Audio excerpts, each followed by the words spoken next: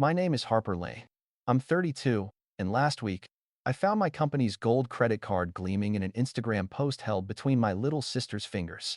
Behind her, the turquoise sea of Turks and Caicos sparkled like she owned the world. The caption read, "Living my best life." Sponsored by Success, my name, embossed in gold, right there under her glass of champagne. $47,000 gone. My reputation used like a souvenir. But what they didn't know was, they just charged the wrong woman. Before I continue, tell me where you're watching from. And hit like and subscribe if you've ever been betrayed by your own family. Because what happened next wasn't just about stolen money, it was about stolen identity, stolen trust, and a lesson I had to learn the hardest way possible. This story changes everything. I grew up believing loyalty could fix anything. In the Lane household, love was measured in favors, not hugs. My mother, Elaine, ran our home like a church of endless forgiveness, except forgiveness always seemed to favor my younger sister, Sloane. When I was 10, I remember a summer night sticky with humidity, the kind where the crickets drowned out everything but your own thoughts. Mom had made lemon pie, Sloane's favorite. I'd spent the whole day helping her peel apples for dinner, hoping she'd notice. When dessert came, Sloane got the first slice. "She's had a hard day," Mom said. Even though I'd been the one cleaning the kitchen, I smiled anyway, the taste of lemons turning sour before it even reached my tongue. That was the rhythm of our house. Sloane stumbled. I steadied. When she failed a test, I stayed up tutoring her. When she crashed Dad's old car, I pawned my camera to help with repairs. When she overdrew her first checking account, I sent her money for my part-time job. Back then, I thought that's what good sisters did. I didn't know it yet, but every time I fixed something for her, I taught her she never had to clean up after herself. Thanksgiving, age 16, Sloane got a new iPhone. I got a sweater on sale. Christmas, age 21, Mom told me, "You understand practicality." Sloane's more emotional. I laughed it off, wrapping her present twice as neatly as mine. The pattern hardened like old cement. By the time I started Lane & Co. PR, I'd already built my adult life on two rules: earn everything and never owe anyone. The irony? My own family would treat my success as a shared asset. When Dad passed away, Sloane was 23 and adrift. She called me crying over rent, a boyfriend who didn't understand her dreams. I wired her money without asking questions. A week later, I saw a photo of her at Coachella, new outfit, new tattoos, new smile. I told myself she needed that release. That's what guilt does, it disguises itself as kindness. Then came the diner promise. It was a rainy Thursday night, the kind that turns Austin streets into rivers of light. Mom sat across from me at our old booth, stirring sugar into her coffee.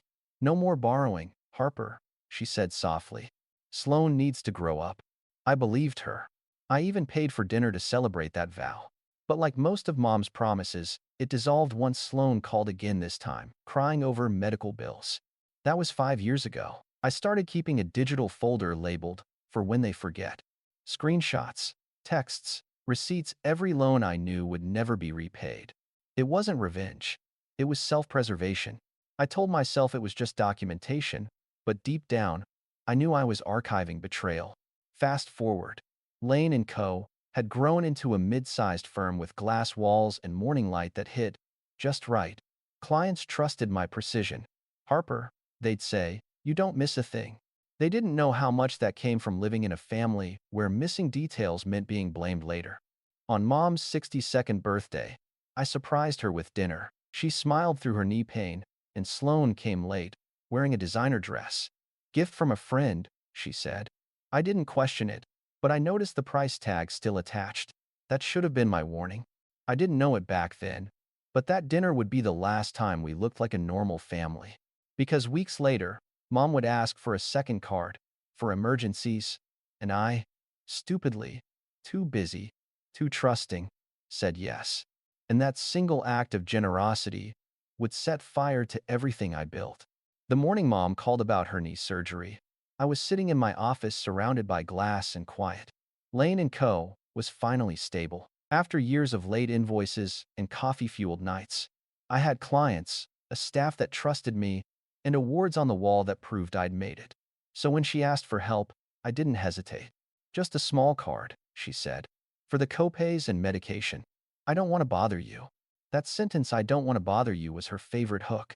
Every favor she asked carried that same sugar-coated guilt, and I always bit. I ordered a platinum business debit card with a low spending limit and hand-delivered it to her hospital room. I remember the sterile smell of antiseptic, the rhythmic beep of monitors, her gray hair against the white pillowcase. "It's only for your recovery," I told her. "Use it if you need to, but nothing personal, okay?" She smiled, tears in her eyes. "You're a good daughter, Harper." I squeezed her hand, never realizing that behind that smile was a seed already sprouting, a seed called permission. Weeks passed. Mom's surgery went well. She texted updates about physical therapy, and I felt relieved. For once, everything seemed under control. I buried myself in campaign pitches, crisis calls, brand launches, things that made sense, things that stayed within reason. But Sloane kept appearing in the background. A new bag, a weekend in Miami, a tagged photo with a caption that read, "Manifesting abundance." It should have felt suspicious. Instead, it just felt typical. That's what denial does. It whispers that chaos is normal if it's dressed in family ties. One night, while organizing financial files, I noticed a line in my account marked secondary user active. My heart tripped. I checked the date. It matched the week Mom was in rehab. I must have given permission, right? Maybe she'd needed help logging in. Maybe I'd forgotten. I shrugged it off. I shouldn't have.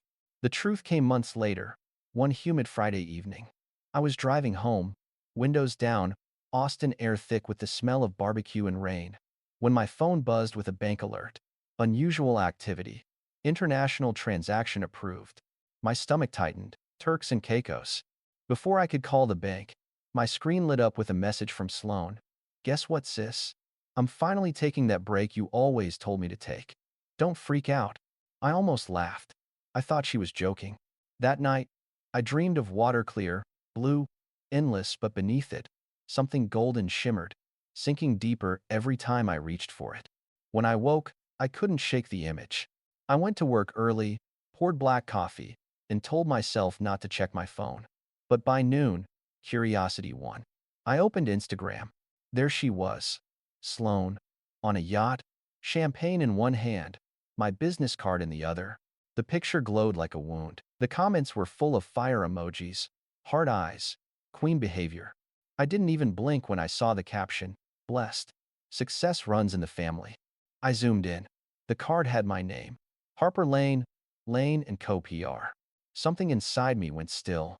In that quiet, a memory surfaced: the diner, Mom's promise echoing over cold coffee. No more borrowing. Harper. I could almost smell the sugar packets, hear the rain tapping the windows, feel that naive trust dissolving like creamer in hot liquid. That was the moment my faith in family cracked for good. And though I didn't know it yet, that Instagram photo wasn't the real betrayal. It was only the opening act. The real story was hiding in digital shadows, in approval logs, in concierge emails, in a phone number I never thought to question. It wasn't just Sloane. Mom had been part of it, too. When I called my mother that morning, my hands were shaking so hard I nearly dropped my phone. She answered on the second ring, her voice sugar-sweet, as if nothing in the world could be wrong. "Harper, honey, have you seen Sloane's pictures? Isn't that resort gorgeous?" Gorgeous. That was the word she chose. I stared at the email from the resort concierge on my laptop, the one confirming a sunset champagne cruise for Miss Lane and guest. My name was on the invoice. My business name. "Mom," I said, forcing my tone flat. "How's Sloane's vacation going?" "Oh, she's having the time of her life," she chirped. "You know, after that horrible breakup, she needed a reset. Poor thing's been through so much." My pulse thudded in my ears. She's been through so much? With whose money? Exactly? A pause. Too long. "Well, I imagine she saved up. Don't lie to me." My voice came out sharp, a sound I barely recognized. The silence that followed was thick enough to choke on. Then, quietly, "I might have given her access to your card. Just for emergencies." "Emergencies?" I hissed. "A yacht in Turks and Caicos is an emergency now?" "You're overreacting," she said. "Defensive now. You have a successful business. You can afford to help your sister once in a while." I ended the call before my fury could become something uglier. When I checked the account, the number hit me like a blow. $47,612.19. 7 days. Resort stays, designer boutiques, first-class flights, private dinners all from one IP address tied to the same beachfront hotel. I didn't cry. Not yet. I'd cried too many times before. For smaller betrayals. This time, I went cold. By noon, I'd frozen the account, emailed my bank, and called my attorney. Nadia Mercer picked up on the first ring. Harper? What's going on? My family just committed identity theft, I said. Within hours, I was in her office glass walls. Soft jazz humming from a corner speaker. She scanned the files I'd brought.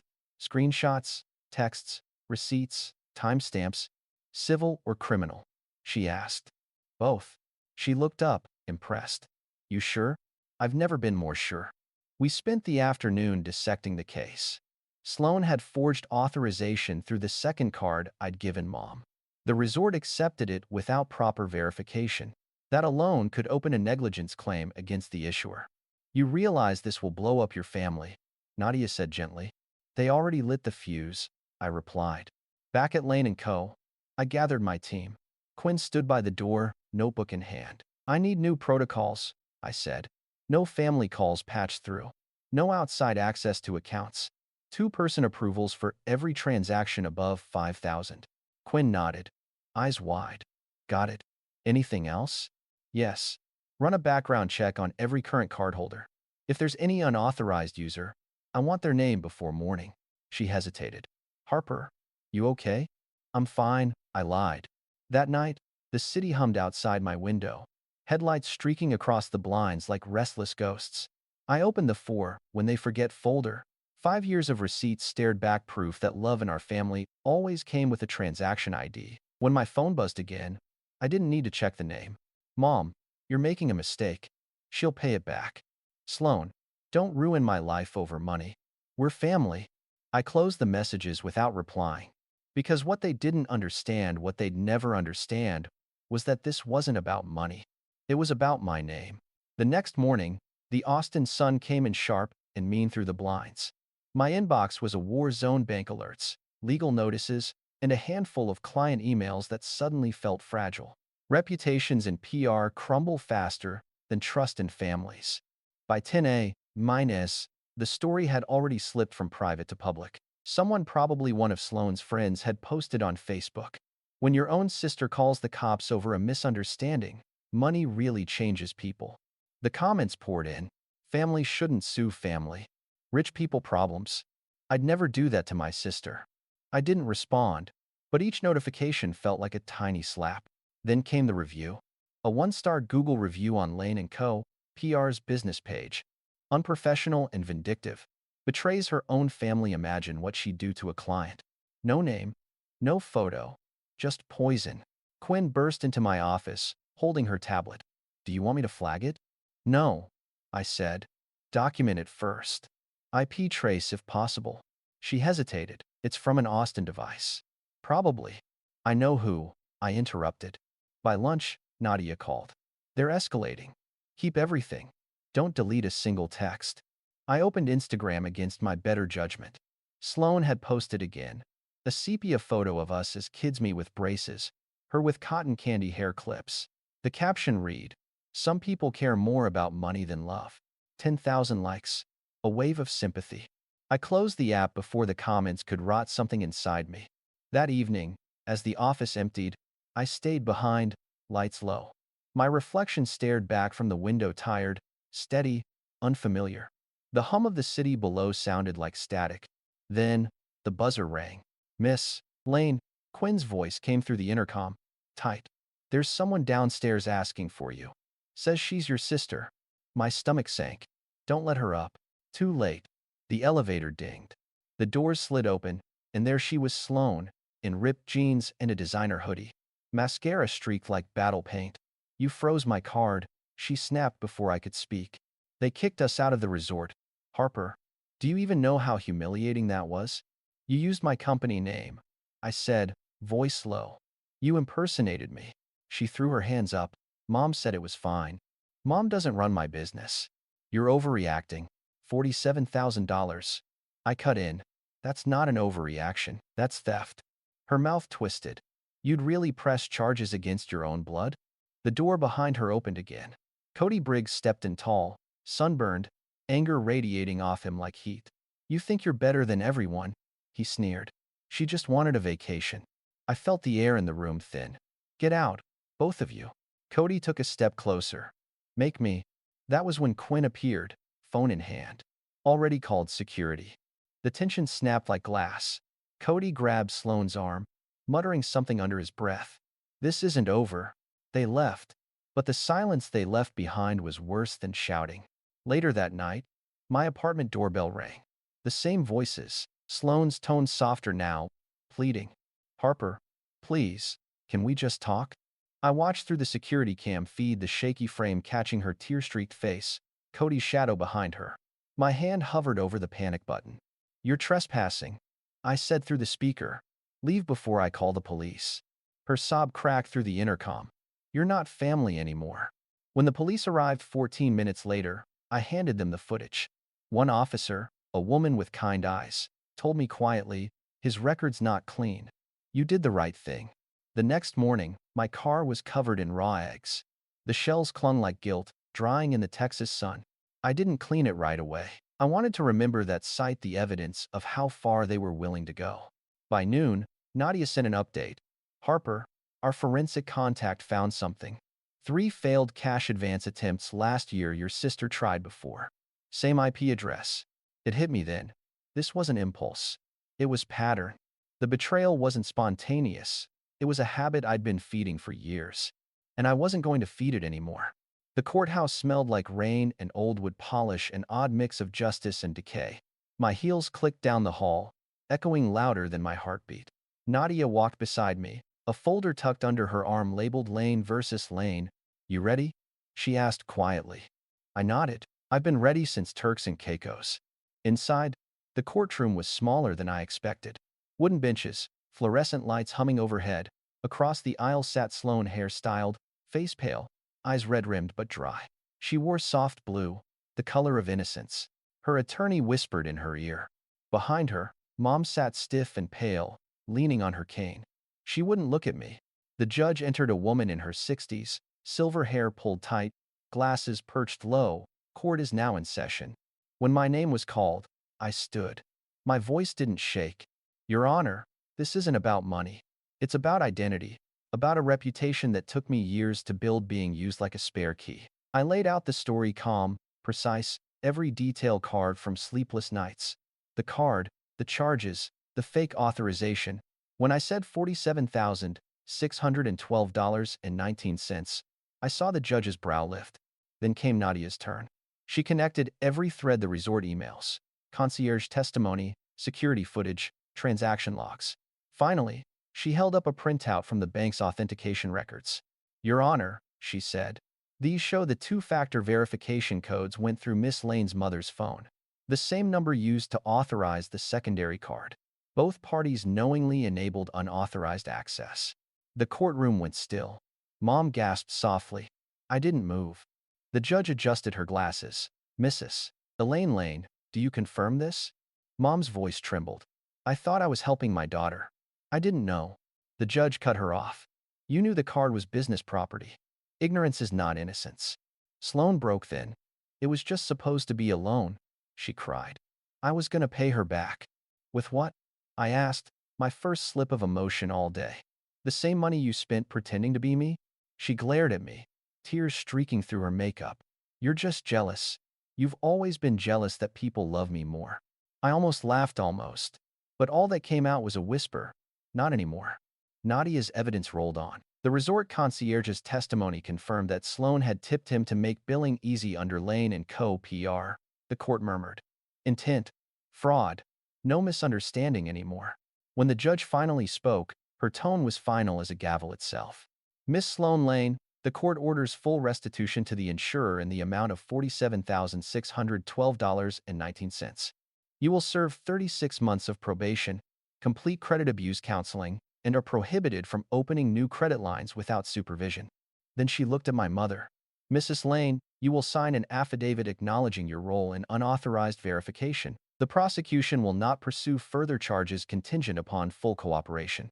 Mom nodded wordlessly, tears spilling down her cheeks. The judge turned to me. Miss Harper Lane, anything further? I met her gaze. Just one thing, Your Honor. I turned to Sloane. You didn't destroy me. You freed me.